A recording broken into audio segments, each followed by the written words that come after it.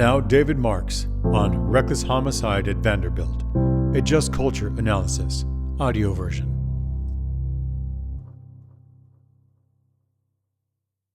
We all recently learned that Redonda Vaught, a nurse working at Vanderbilt University Medical Center, has been charged with reckless homicide in the death of a patient, Charlene Murphy. To many in the safety community, it is a setback. How could the state of Tennessee be prosecuting a nurse for what the safety community calls a medication error? Given the dialogue, I thought it important to speak to this prosecution through the lens of a just culture. Within a just culture, should there be a call to criminally prosecute Redonda Vaught for her role in the death of Charlene Murphy? The pertinent facts of the event are these. A patient at Vanderbilt University Medical Center, Charlene Murphy, was about to have a positron emission tomography PET scan. Like many undergoing a scan, Charlene became anxious.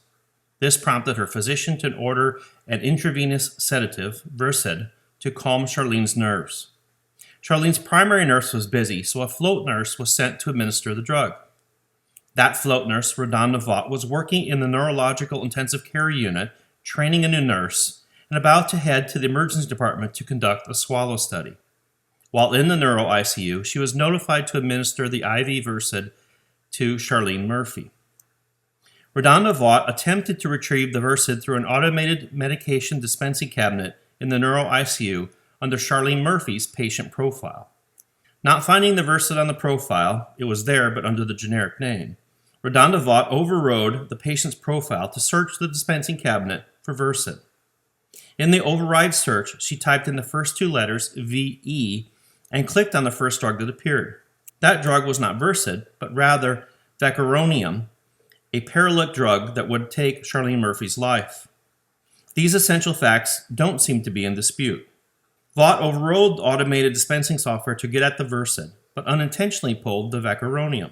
She did not confirm the drug at the time of removing it from the cabinet. She did not confirm the drug at bedside, and she did not stay with the patient to monitor her reaction to the drug. Further, she apparently did not recognize the warning sign provided by the physical difference between the two drugs.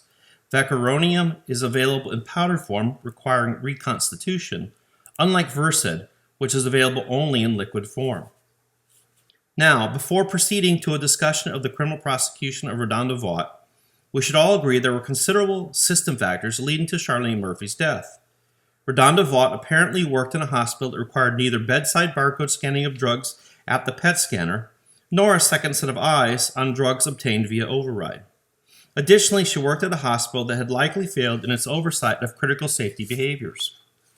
The system and management deficiencies were recognized, at least in part, by the Center for Medicaid and Medicare Services, which put the hospital in jeopardy of losing CMS funding. Understanding that there were considerable system and managerial issues, we need not expend energy entertaining the typical post-event, fault-finding, employee versus system debate. Instead, let's focus on the justice of Redonda Vaught's criminal prosecution. Let's thoughtfully and respectfully look at the good people of Tennessee who, through their criminal law, have sought to influence the conduct of their fellow citizens and visitors by creating expectations around the risks that citizens and visitors impose upon one another. Tennessee has numerous laws around the big common law crimes: murder, rape, arson. None of these are applicable here. We'll focus more sharply on the three provisions of Tennessee Criminal Code related to unintended outcomes. Two are related to recklessness, the third related to negligence. The first law is Tennessee's codification of the natural law principle of not putting fellow human beings at imminent danger of serious bodily injury or death. It's called reckless endangerment, and in Tennessee it is a misdemeanor carrying with it a fine and a prison sentence not greater than 11 months, 29 days. Reckless endangerment is a common provision across criminal codes, with modern society having moved beyond the frontier days of when drunken cowboys could lead the saloon with guns firing into the air merely for their own amusement. The second provision is similar, except in this case the reckless conduct causes death. Tennessee calls it reckless homicide, a felony carrying a penalty of a hefty fine and 2 to 12 years in prison. In a classic display of severity bias, the people of Tennessee say that if we are unlucky enough in our reckless conduct to actually kill someone, the maximum penalty will be enhanced from serving up to 1 year in prison to serving up to 12 years in prison. The third and final law is called criminally negligent homicide, a felony carrying a penalty of 1 to 6 years in prison. Negligence is a lesser crime than recklessness, as we'll explore in a bit. Through these laws, the people of Tennessee have put themselves and their visitors on notice that conduct endangering others will come at the threat of fines and prison sentences. Specifically, these laws were created to prevent conduct that unjustifiably and inexcusably causes or threatens harm to individual property or public interest. Note that even the criminal law is not about retribution, retaliation, or vengeance. Those objectives are long gone from mature systems of law, at least in theory. In the context of the prosecution of RaDonda Vaught, Tennessee criminal prosecutors are now safety professionals, and their sword, the criminal law, is about ensuring the safety of the public by deterring unsafe acts. As do other states, Tennessee considers these laws to be an integral part of a modern, highly reliable society. On the surface, these laws seem a logical approach to a safe and orderly society. Now, what do the people of Tennessee mean by the terms recklessness and negligence?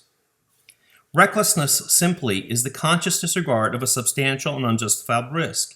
It is seeing in the conscious part of our brain a substantial and unjustifiable risk, and with that knowledge, choosing to follow through with our conduct. Negligence, in contrast, is the failure to see a substantial, unjustifiable risk that we should have seen. In recklessness, we ignore the risk we see. In negligence, we don't see the risk that we should have seen. The people of Tennessee are prosecuting RaDonda Vaught under the law of reckless homicide, deciding, based upon the evidence presented to them, that she had to have seen and disregarded a substantial and unjustifiable risk of harm to her patient. And because her alleged reckless conduct resulted in death, reckless homicide was the most appropriate charge. How does this map into the just culture model? First, in our outcome ingenuity just culture model, we focus more on the quality of one's choices, less on the triumph or tragedy that those choices produce. Unlike Tennessee law and that of many other states, we do not advocate for harsher penalties when the injury is greater, because doing so simply rewards the lucky and punishes the unlucky. Additionally, justice systems that hinge penalties on harm cause us, the people, to believe that our risky choices are somehow validated by the absence of harm. Second, our model identifies 5 levels of intention toward harm. These are in descending order of culpability: 1, purpose; 2, knowledge; 3, reckless; 4, at risk; and 5, human error.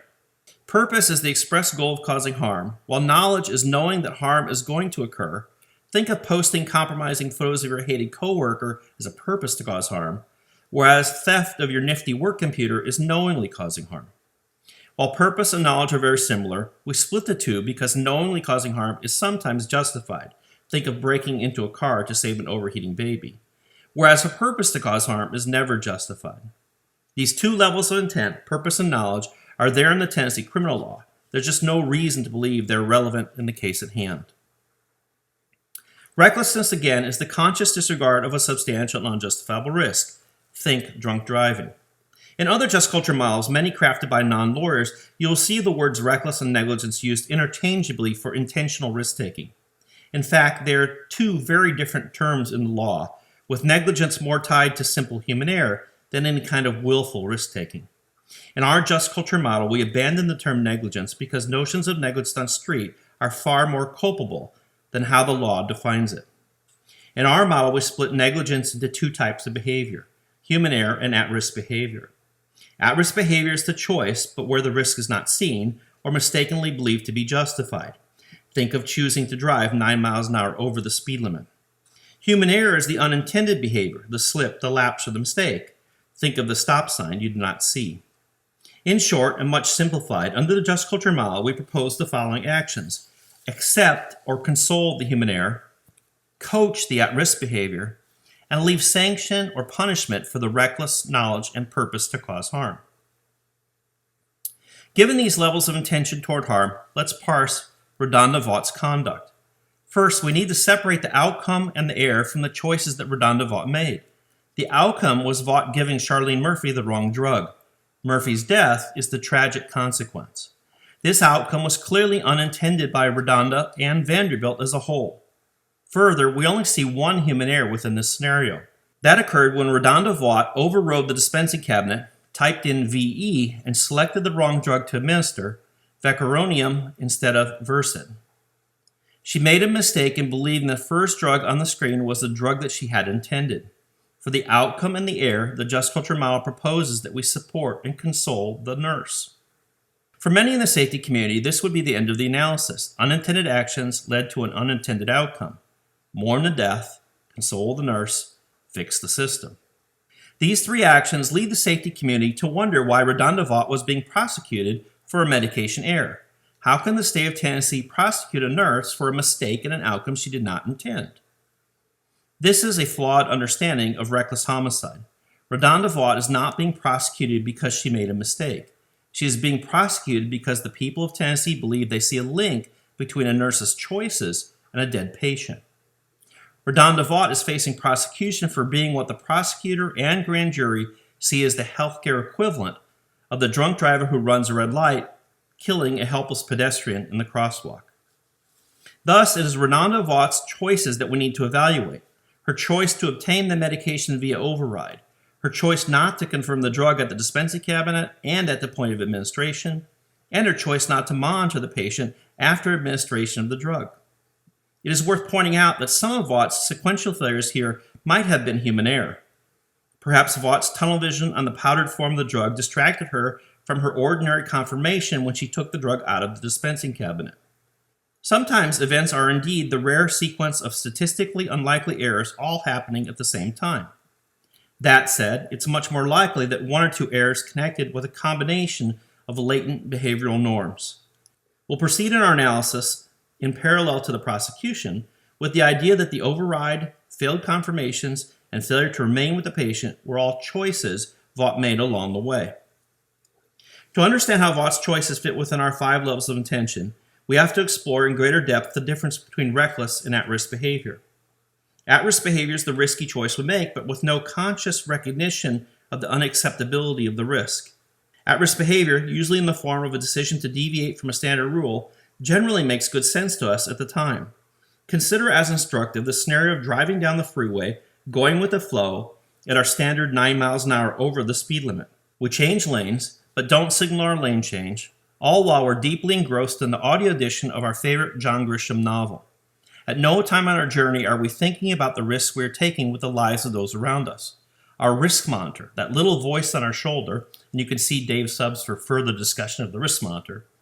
Our risk monitor is not knocking on the door of our conscious thoughts, screaming at us, letting us know that we're endangering the lives of those around us. Our risk monitor is silent. Our conscious thoughts are blissfully focused on our book. Yet we are knowingly violating rules, from the speed limit to the requirement to signal lane changes. Suddenly, interrupting our peaceful drive, a Corvette zooms past us, weaving in and out of traffic, 40 miles an hour faster than all of us going 9 miles an hour over the speed limit. Our risk monitor immediately fires. Judgment brews. There in front of us, pulling away, is a reckless driver. We're both violating the rules of the road, yet we qualitatively see the Corvette driver as different from us. We, speeding, not signaling lane changes, listening to John Grisham, see ourselves as safe. But that Corvette driver is unacceptably dangerous. We see him as reckless. Can we judge Redondo Vaught's choices through the same lens?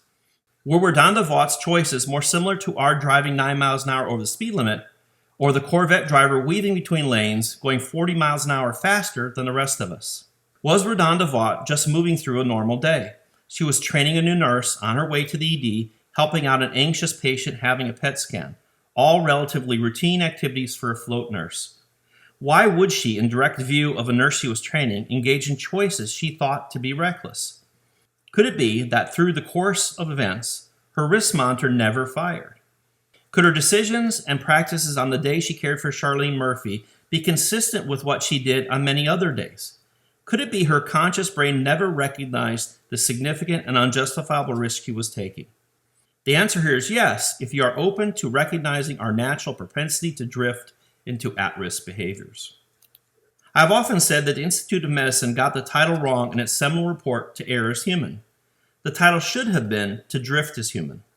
Our focus should not be on Redondo Vaught's error, but on her apparent drift, obtaining the medication via override, skipping a number of drug confirmations that could have made her error visible, and not remaining with the patient to monitor the drug's effects after it was administered. Granted, it is easy in hindsight with a bit of self-righteous indignation to see Redonda-Vaught's choices as other than at risk. Well-meaning humans cannot in good faith choose to violate the rules, we might say to ourselves. It would gut the whole concept of a rule. Yet that is the collective us on the road where we kill 40,000 people per year. If we magically remove drivers who knowingly violate the rules, the roads would be nearly empty. The same is true in the typical hospital. If we criminally prosecuted every healthcare provider who has knowingly deviated from a safety protocol, a very large portion of our providers will be in jail rather than providing care. Now, before you skewer me for this assertion, consider a choice to skip 2 patient identifiers and a choice to skip hand hygiene entering a patient's room. Are these not overrides of basic safety protocols? The occasional decision to deviate from these 2 safety protocols alone would wipe out the majority of a typical hospital's clinical staff. Now imagine every nurse who ever overrode a patient's medication profile being charged with reckless endangerment. Imagine every provider who chose not to wash her hands going into a patient's room being charged with reckless endangerment. Imagine an empty hospital and a very full prison. The propensity to drift is part of our human nature. In our just culture model, we call it at-risk behavior. Along with system design, we believe it should be the primary focus of a hospital's patient safety program. The inescapable error is less the issue. At-risk behavior is where our focus should be. That said, it requires some intellectual honesty about our propensity to drift. Honesty that the Tennessee jury and our healthcare system might be unwilling to entertain. 20 years ago, I had the opportunity, along with a few airlines, to speak with the Federal Aviation Administration's Office of Chief Counsel. We were there to talk about intellectual honesty within the FAA's voluntary disclosure program. In the program, airlines are incentivized to self-report safety violations. In return, the FAA forgoes imposing any fine on the airline. One provision of the voluntary disclosure program requires that airlines report the violation of a federal aviation regulation was inadvertent. Airlines are not allowed to report into the program if one of their employees chose to violate the rules. Seems reasonable, but here's where a seemingly reasonable requirement bumps into intellectual honesty.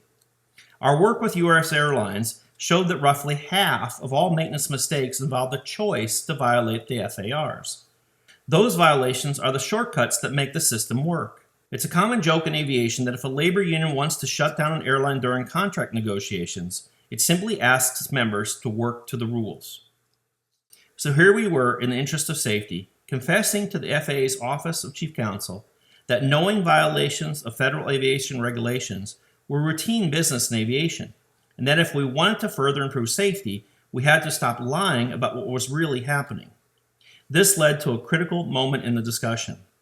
One astute attorney pointed out that it's one thing to say to the public that pilots and technicians make mistakes. It's wholly another to confess to the public that professional aviators choose to violate the rules. Sure, we'll all do 9 miles an hour over the speed limit on the freeway, but we cannot tell the public that commercial airline pilots and technicians do the same. To this day, the FAA still only accepts voluntary disclosures where the violation of the regulations is reported to be inadvertent. Our model of just culture puts considerable focus on our propensity to drift. Improving system design and managing at-risk behavior are the center of our work to build highly reliable outcomes. That said, most of today's purported just culture models reject the idea of at-risk behavior. It's just too messy. Rather, it's human error or reckless behavior. It's violators versus well-meaning human beings who made a mistake. It's good versus evil. There is no middle ground. Many who follow the work of Sidney Dekker or use James Reason's unsafe acts algorithm have adopted this more rules-based approach. If it's an inadvertent violation, it's for the safety professional. If it's a choice to violate, off to the Human Resources Office or prosecutor you go.